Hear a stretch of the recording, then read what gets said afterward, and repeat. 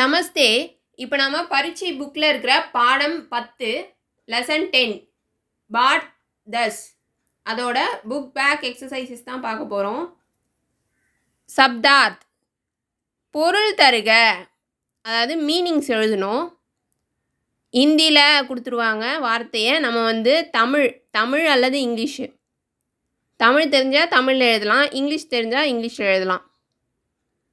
கௌஹா காகம் க்ரோ, சஃபேத் வெள்ளை ஒயிட், தோத்தா கிளி பேரட், ஆம் மாம்பழம் மேங்கோ, பசந்த் பிடித்தமான லைக்கபிள், பீலா மஞ்சள் எல்லோ, சுந்தர் அழகான பியூட்டிஃபுல், ஆஸ்மான் வானம் ஸ்கை, டீக் சரியாக கரெக்ட்.